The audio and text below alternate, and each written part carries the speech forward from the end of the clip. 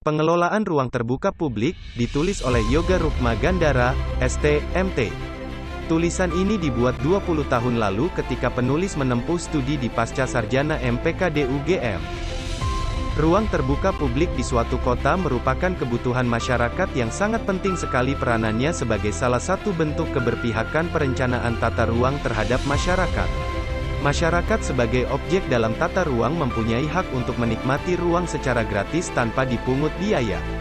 Akan tetapi kendala dalam penyediaan ruang terbuka publik ini pada umumnya di suatu daerah terbentur pada biaya yang cukup tinggi untuk menyediakan fasilitas ini secara representatif sehingga ruang terbuka ini betul-betul bisa dirasakan manfaatnya oleh masyarakat. Dalam tulisan ini penulis mencoba mengupas masalah pengelolaan ruang terbuka publik ini. Latar belakang pentingnya ruang terbuka publik. Kota merupakan tempat aktivitas masyarakat dalam menjalani kehidupan sehari-hari. Untuk itu kualitas suatu kota sangat mempengaruhi karakteristik kota tersebut. Kualitas suatu kota selain harus memperhatikan kebutuhan dasar masyarakat yang ada juga harus memperhatikan kebutuhan akan ruang sebagai tempat berinteraksi antara sesama masyarakat maupun masyarakat dengan lingkungannya. Ruang terbuka publik merupakan salah satu bentuk aplikasi dari hal tersebut. Kota-kota di Indonesia dalam mengelola dan menyediakan ruang terbuka publik ini sangat kurang sekali mengelolanya sehingga kebanyakan ruang terbuka publik yang ada kurang representatif serta tidak berfungsi optimal sebagai ruang tempat berinteraksi antara masyarakat dengan masyarakat maupun lingkungan yang ada. Sehingga ruang terbuka publik yang ada sekarang kebanyakan merupakan ruang terbuka yang tidak jelas fungsi dan bentuknya. Permukiman penduduk yang terbentuk secara alamiah, perkampungan, sangat tidak memperhatikan keberadaan ruang terbuka publik ini. Ruang terbuka publik yang ada di perkampungan rata-rata merupakan ruang sisa, belum terencana, yang belum digunakan oleh pemilik lahan. Sehingga apabila pemilik lahan akan membangun di lahan kosong milik mereka otomatis keberadaan ruang terbuka publik ini menjadi hilang. Mungkin pembaca dapat merasakan perbedaan keberadaan tempat bermain anak-anak pada zaman dahulu, salah satu ruang terbuka publik, dengan sekarang. Dulu kita masih dapat merasakan bermain, kaulinan budak, yang memerlukan lahan cukup luas, gatrik, main kelereng, dan lain-lain. Sekarang anak-anak sukar sekali untuk mencari lahan tempat bermain sehingga anak-anak cenderung bermain secara individual, PlayStation, games komputer, dan lain-lain. Pola bermain yang individualistik tersebut tentunya akan membentuk karakter masyarakat yang individualistik juga. Pengertian dan fungsi ruang terbuka publik. Ruang terbuka publik dapat diartikan sebagai suatu ruang terbuka yang terbentuk dari adanya aktivitas dan komunikasi yang dimiliki secara terbuka terhadap seluruh lapisan masyarakat. Ruang terbuka ini seharusnya disediakan oleh pemerintah sebagai sarana untuk mewujudkan interaksi sosial yang ada di masyarakat.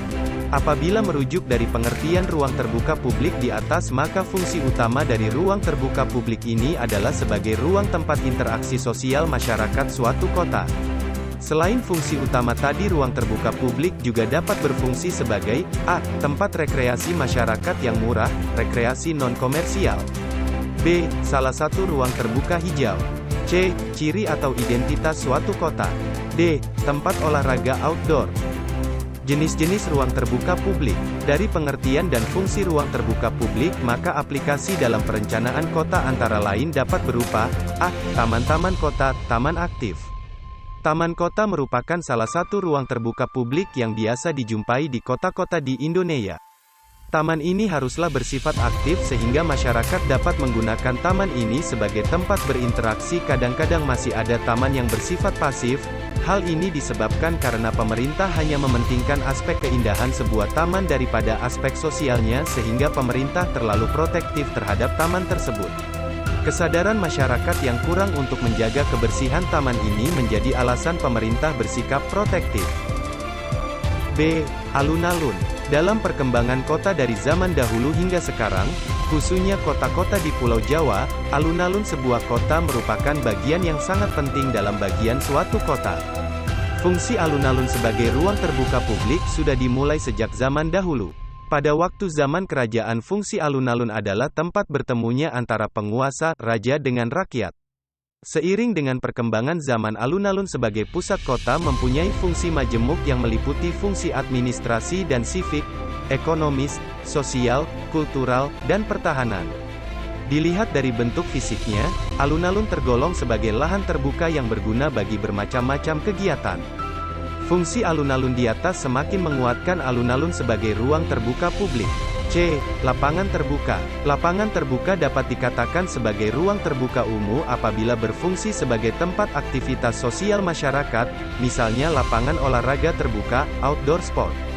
Seiring dengan perkembangan zaman, sarana olahraga dewasa ini banyak yang dikomersialkan sehingga masyarakat kecil kadang-kadang tidak bisa menikmati sarana olahraga ini. Sarana olahraga yang bersifat olahraga bersama dan olahraga rekreasi, jogging, senam, dan lain-lain, sebaiknya tidak dikomersialkan. Pemerintah kadang-kadang kurang memperhatikan jenis ruang terbuka yang satu ini. Hal ini disebabkan karena semakin meningkatnya nilai tanah di kawasan perkotaan, sehingga kawasan ini cenderung tersisihkan. Permasalahan pengelolaan ruang terbuka publik. Ada beberapa faktor yang menyebabkan ruang terbuka publik ini kurang diperhatikan dalam perencanaan kota di kota-kota Indonesia, antara lain, A. Faktor dana. B. Orientasi perencanaan kota yang menitik beratkan pada ruang komersial dan bisnis oriented daripada civil oriented. C. Di kota-kota kecil kehadiran ruang terbuka publik oleh masyarakat belum menjadi kebutuhan dasar. Alternatif pengelolaan ruang terbuka umum. A. Sektor dana. 1. Subsidi silang antara ruang komersial dan ruang non-komersial. 2. Kerjasama dengan pihak swasta. B. Sektor kebijakan. Dalam merencanakan dan mengelola ruang terbuka publik, salah satu faktor penting yaitu adanya kebijakan politis yang mendukung keberadaan ruang terbuka publik ini, karena tanpa adanya dukungan politis baik dalam pengalokasian dana maupun pengelolaan sarana yang ada akan menjadi sia-sia. Dukungan politis ini akan ada apabila pembuat kebijakan memahami akan manfaat ruang terbuka ini, baik itu manfaat lingkungan, sosial, dan politis. Manfaat politis di sini dimaksudkan bahwa ruang terbuka publik merupakan bentuk kebijakan yang berpihak pada rakyat kecil, sehingga akan dapat dijadikan komoditi politis, sehingga diharapkan pengalokasian dana untuk kebijakan mengenai ruang ini menjadi salah satu prioritas. C. Membentuk pengelola. Untuk memelihara serta menjaga kualitas ruang terbuka umum ini apabila diserahkan pada suatu dinas maka dikhawatirkan ruang ini tidak dapat dipelihara dengan baik. Oleh karena itu maka sebaiknya dibentuk suatu pengelola di luar struktur kedinasan sehingga pengelolaan ruang terbuka itu bisa lebih efektif. Pengelola ini bisa berdiri sendiri dengan diawasi atau dibimbing oleh instansi terkait.